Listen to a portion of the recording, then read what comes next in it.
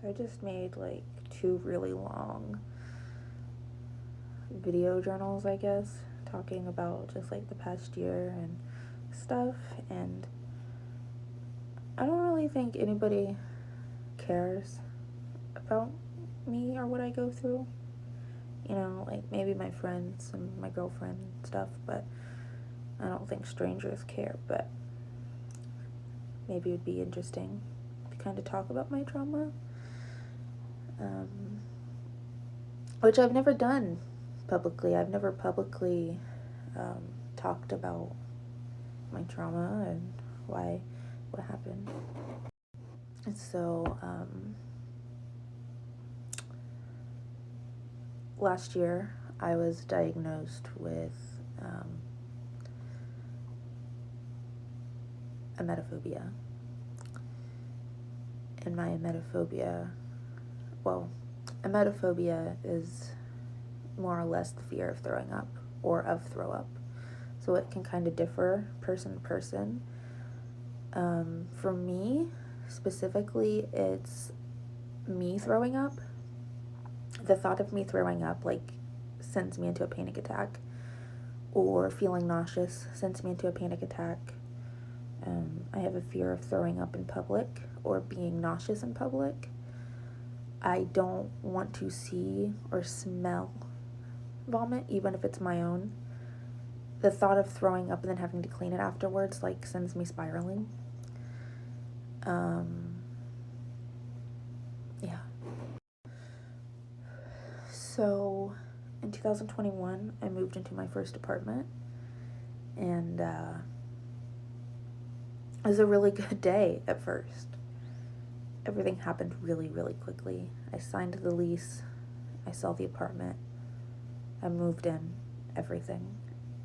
And I think it just hit me, all of the change, and I went into a panic attack. And usually when I have panic attacks, I kind of secluded myself and handled them. And this was something that I didn't realize about myself until I wasn't able to do it. And I wasn't able to do it that day. And it got so bad that my worst fear happened, and I threw up multiple times. And the timer's gonna run out. So not only did my worst fear happen, but I had just moved out into my first place by myself and into an empty apartment. I couldn't be comforted. I was in a new place. I didn't have any of my things unpacked. For me, and maybe other people with like anxiety and panic attacks, yes, I need to be secluded, but I need to be in my safe spot. And my safe spot was always my room, because it was my stuff. That was my area. And I don't know, it was really weird. I remember waking up the next day and feeling anxious, but I was okay. And it's like, I don't even know how it happened. I moved in on May 28th. And from May until September were the worst months of my life. I remember I moved in May 28th, and I did not leave my house until my mom's reception in July. I don't even remember what day in July it was. Maybe July like 19th. I didn't leave my house a single time.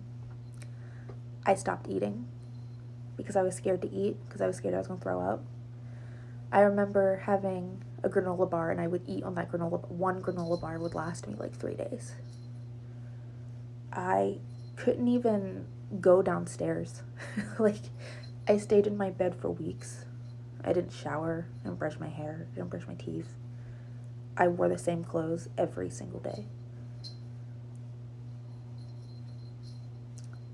And I just remember begging my mom to let me move back in with her, just so I could have my own area, so that I didn't have to be alone.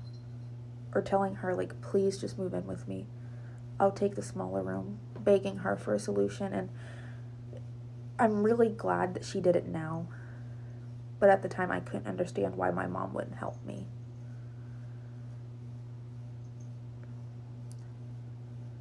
It was a really, really bad time. You know, I remember when I decided I was going to start trying to be better, and my first step of doing that was, okay, I'm going to go to the living room today. And I remember I would walk down my steps and would just dry heave the whole way down and have to run to my sink because I thought I was going to throw up.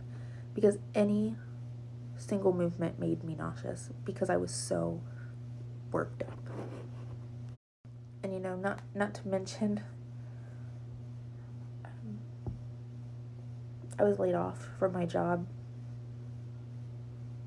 3 days after I moved in. So I didn't have an income. I was living on my own. I was going through this traumatic time, and I had no money. So nothing makes you feel like a failure more than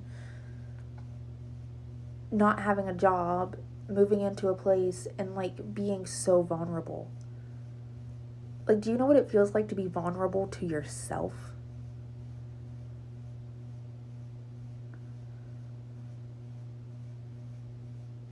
I don't even know how I bought groceries when I first moved in.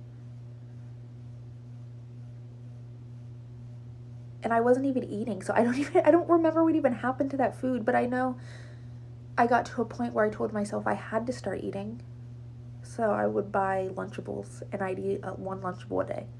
And it would take me an hour just to eat a Lunchable because I was so scared. And then I knew that I had to get out the house. So I'd walk to the mailbox and back, and that'd be me getting out of the house. And I would check the mail maybe once a week.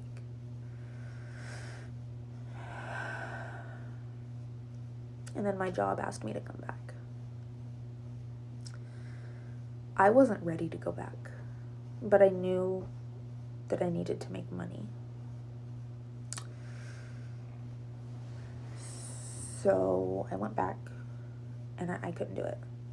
I was not in the headspace of being able to do it. I wasn't okay. So I had talked to my supervisor and asked to be put down to part-time because I knew that I needed to work, but I couldn't handle a full day. And unfortunately, going down to part-time, I wasn't making enough money. So I did what I had to do, and I got a second job. So I guess before I get into that, I should say that a lot of my anxiety was in the mornings. So I got a nighttime job, working from home. And when my first job found out, I got in trouble. I was told that if I was going to have another job, I needed to spend what hours I was working there for that company. So that kind of blindsided me. Like, I was doing what I was, I was trying to make the best out of my situation. I was trying to cope with this stuff going on mentally, going back to my job. And I thought, if I can't work here full time because I can't be a functioning human in the mornings, let me get a job that was a couple hours a night working from home. And they lectured me for it. Like, on top of everything that I'm going through, they lectured me for it.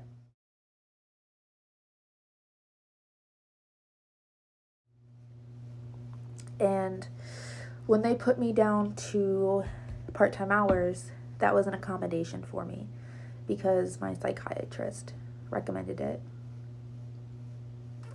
And he was aware that my anxiety was in the mornings. And they told me that I went against my accommodation, and I did not. So I really, really, really loved my job there. And I quit. And here I was, back to basically being unemployed. I mean, I still had the nighttime job, but to be fair, the job really sucked. I was just doing it because I needed it, and now I had to have it. You know, it was just traumatic. You know, all the while, I'm still trying to process and learn how to live a life with this new trauma that's happening. You know, like my therapist told me it takes 6 months to diagnose something as a trauma, and I'm living in it in the moment. So I don't even know. I don't know. It's like bad things kept happening, you know? And, yeah. I remember feeling like a really bad friend and a really bad daughter. And just wishing that somehow I could go back to 2020 when life was awesome. So I kind of sidetracked a little from the trauma. And you know, learning to cope with the trauma and other diagnoses, it is not hard just for me. It is hard for everybody in my life. It is hard for my mom. It's hard for Summer. It's hard for Lashaya. I was learning how to be this new version of myself. And along with doing that, I was a new friend and a new daughter, a new stepdaughter. I was not the same me. It's like what happened to me in May of 21 changed me into a completely different person. I was not the Leah that I used to be. And I'm still not. You know, I still get nervous before leaving Newark. I used to love traveling, going out of state, and doing that now, I dread it. When I'm there, I'm happy I'm there, but I can't wait to be back home. And I hate that. I get so scared to eat food. I am terrified of food. I do not eat. I eat until I get full, comfortably full. But I don't eat like I used to. I used to be able to eat to be like, oh, I'm so full. I can't do that anymore because I'm so scared I'm going to throw up. It took me months before I could eat in front of people, before I could eat normally in front of people. The night that I threw up, I had Papa John's. It took me a year and a half before I ate Papa John's again. It took me months before I even ate pizza in general again. You know? I'm scared to eat in public. I'm scared to eat at restaurants. Holidays are coming up. I am going to meet Sarah's family. Not meet her family, but I'm meeting a part of her family, and we're having dinner with them, and I'm fucking terrified. Not only am I going to be away from Newark and my home, my physical home, now I have to face another fear, and I'm so happy to meet her part of the family and do this and celebrate holidays with her, but in the back of my mind, I'm terrified. And this was not me 2 years ago, and I hate that. I hate that.